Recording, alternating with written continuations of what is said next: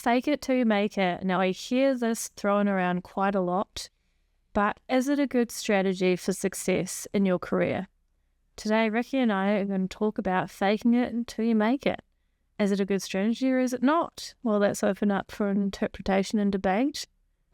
Ricky, have you ever faked it? Faked what? We're talking about, have you ever faked it in your career? Oh, okay, cool. All right, hang on. Let me get in the right mindset. I thought we were talking about something. That's all we're talking about. I thought we were talking about something completely We're different. keeping it above board and we're talking about careers. We're keeping it PG. And Have I ever faked a time? look, you had to have a very large sip of wine before he answered that. So I'm looking forward to what's coming out of his mouth next. Question: have you ever felt like I faked it, or have I ever faked it? Are we sure we're talking about careers? I hope so, because that's where my mind's gone. Okay, cool. It's not when mine just went after you asked me like that. You said keep it PG. All right, let's get us back on track, Ricky.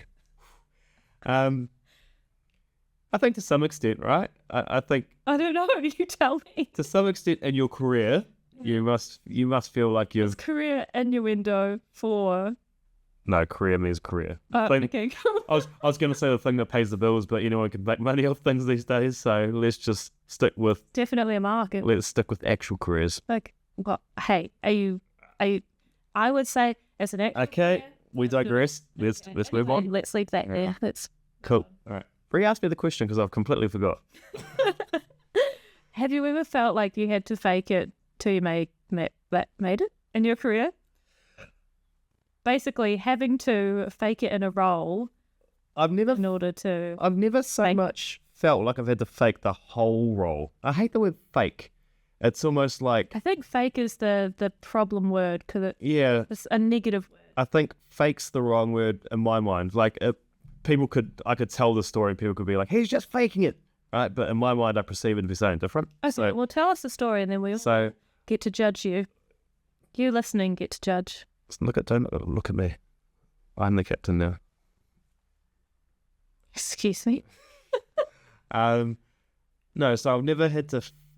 I'm going to keep using the word fake because it's part of the podcast, but I hate the word fake.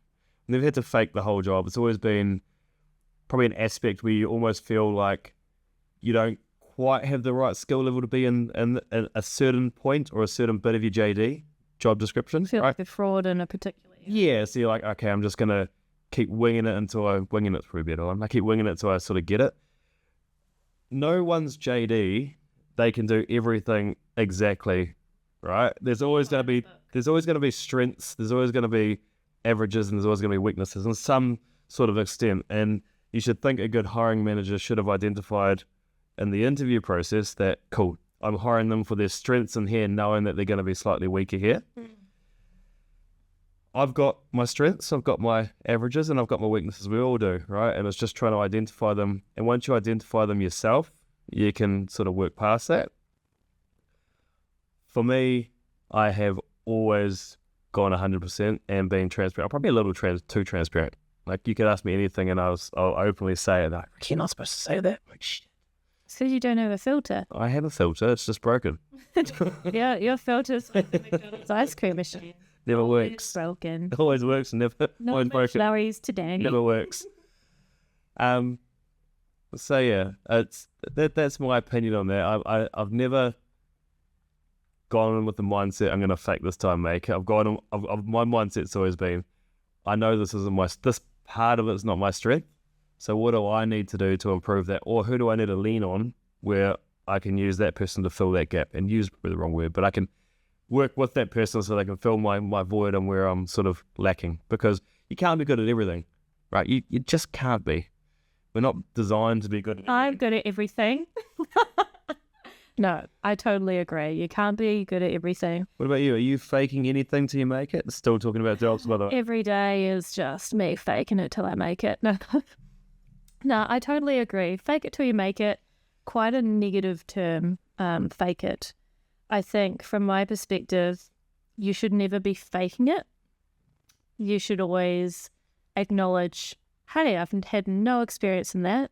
However, based on these experiences I have had or my strengths, I know that I could be able to achieve that or accomplish that with practice, perseverance, and by upskilling myself, which I'm more than willing to do. So I think being transparent about, like what you said, your strengths and your weaknesses, and when you go for a role, if you tick 10 out of 10 boxes, why are you going for that role? Why don't you go for something that's going to challenge you and actually help you to learn something or develop in an area? Like yawn, why would you go for a role that you could already do it with your eyes closed? And why would you hire someone like that? They're not going to stick around for long. So I think instead of faking it till you make it, be very transparent on what you've got experience in and what you don't, so that you can be supported without feeling like you've got to bullshit your way through it and pretend that you're good at something that you're not, or pretend to know how to do something that you don't know how to do.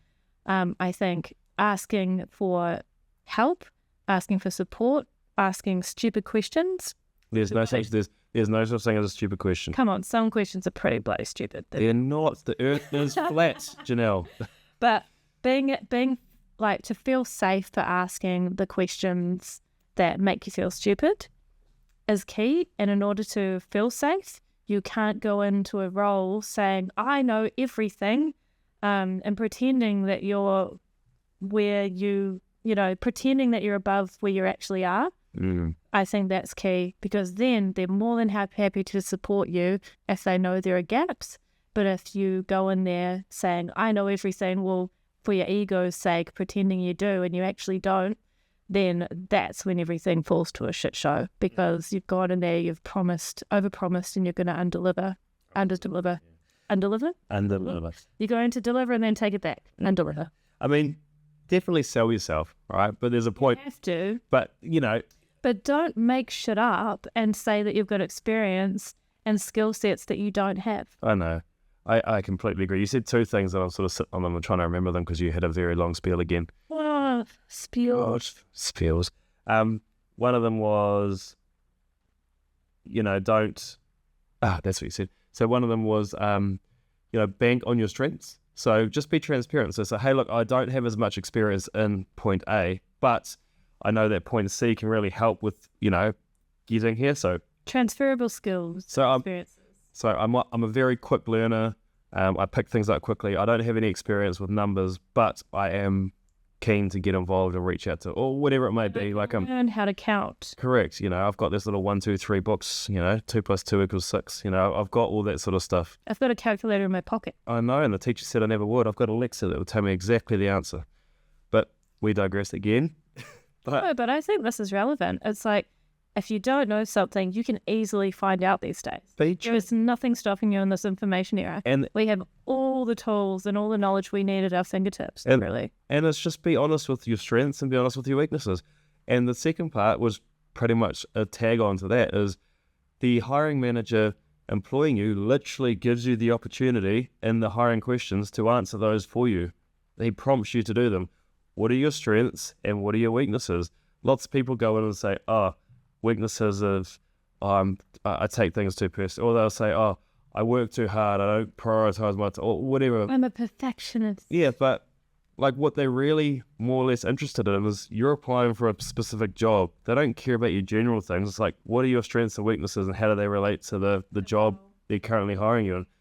You're never gonna hire someone that's got every attribute on there, right? How else do you think people get work experience? They expect you to not know everything, because otherwise no one would get hired, because no one's got the experience. Do you have any experience in this? We're looking for 5 years experience. I don't. I just want to get into this. Sorry, come back later. Well, how am I supposed to get experience if I have to come back later? So they take aspects of the JD that they know they can build off. Again, they're building you up. And then they say, sweet, I'm happy. This is enough for him to do the job successfully. He can fake the rest till he makes it. Or we can give him support and everything he needs to be able to really succeed. I hate the word fake it. Yeah, fake it is a shit word.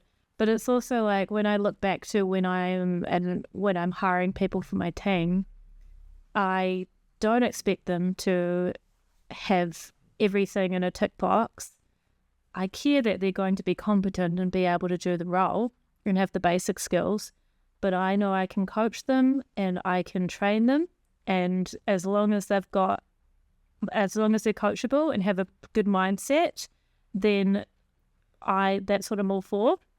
I don't expect someone to tick all the boxes, and I want someone to be open and transparent with me about what they can and can't do, rather than say, yep, I can do that, yep, I can do that, but really they've never done it before. Like, be honest with me and say, I've never had experience in that. However, I know that I have this skill set and I'll be able to transfer it over to there. Yeah.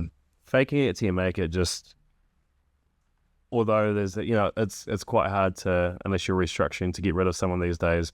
It can have quite a negative outset or onset, or whatever the right word is. It can have a negative ongoing effect if you fake a job completely, because you've got to realize that these people are going to be your references for next jobs, for future jobs.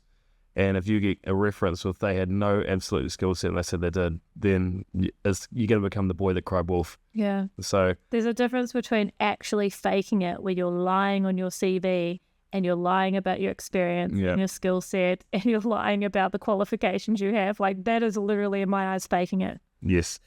But being transparent and saying, look, I am strong here, I'm average here, I need to work on these, or these are my areas that with support and help, I can really achieve these, but at the beginning, they're going to be a bit of a struggle street. That transparency, if someone said that to me, I'd be like, sweet, I know what to give this person in their starting days. And any start of a new job, I don't expect you to come in guns blazing. Or guns blazing? Guns blazing, is that the right word? You get these things wrong, just like I do. I mean, I'm going to bake a cake and eat it as well. But the thing is, people can smell bullshit from a mile off. Oh, and you'd be surprised. Oh, well, some people are very good bullshitters. Yeah. But I think the key is not to let your fragile ego get in the way of you actually being honest and upfront and transparent. And to be like, I'm good at everything, when really, like, that's impossible. No one is. But I also don't, yes, I know this podcast is, fake it till you make it, but also back yourself on the things you're strong at. So, I said, identify the things you're good at, you're average at, and then the things you're weak at is the things that I hate that word, you're going to fake until you make it. But bank on the things you're strong at, impress in the area you're good at, and that way you've got the time to work on the things you're not so good at. Precisely. Then you're not faking it, you're actually being proactive about it, you're not being reactive. Yeah. But I think the key thing for this whole fake it till you make it phrase is because us as human beings, the wonderful neuroplasticity of our brains means that we have the ability to get better at anything we set our minds to. So with practice and perseverance and repetition, you can literally learn any skill, you can learn anything, as long as you apply yourself and you give it time, consistency, and practice. And so fake it till you make it is actually like kind of that in motion, and your ability to, okay, I'm not good at that yet, but I can be when I apply myself. I practice, I give it time, I give it energy, and I repeat this process of learning. And all of us are capable of that. I mean, all of us have brains, and this is what the brain does very naturally and very well. So you can literally get better at anything as long as you apply yourself. And I think that's kind of how I perceive fake it till you make it, because that creates momentum. And as soon as you start doing something and you start doing it some more, you start to get better at it, you see that momentum building, and then you're like, oh shit, I used to suck at that, and now I'm actually pretty good. I feel like this podcast is going to lead on to another one, something along the lines of imposter syndrome. I think that's a pretty key topic for us to explore, but not right now because dinner's cooking and we've got to get to it. Literally burning the house down right now as we speak. We just don't know. Burning the house down or preheating the temperature perception? It's all about mindset. Fake it till you make it, or is it something else so for you? Key points, final sign off. I hate the word fake it till you make it, but also be transparent with the people hiring you, because although you might feel like you're going to fake a certain aspect, you need to make it very clear that this isn't one of your strong suits, but you're keen to work on it, and with support and help, you will achieve, the gaps in your employment. What about you? Final sign-offs. Key things is fake it till you make it. If that's inspiring to you and it gets your engine revving, then use it by all means. But all it's about is literally recognizing that you're not great at everything yet, and you can get better at stuff that you want to get better at with practice and perseverance, and just by applying energy to that area. We're still talking about careers? Get your head out of the gutter. Oh my goodness. Yeah, who knows? Perhaps this entire podcast was sexual innuendo. Listen to it again and let us know. All right, that's enough. All right, this is terrible career Advice? Are we sure? Are we faking it till we make it? It might be. This podcast might just be a fake it podcast till we make it. I think it's a prime example of that. All right. Get better, we promise. No, we don't. Maybe we... No, it must get better over time. Okay, this is our weak point. Thank you for listening. Was I meant to say something? Maybe try to say bye. Thank you for listening. Okay, bye.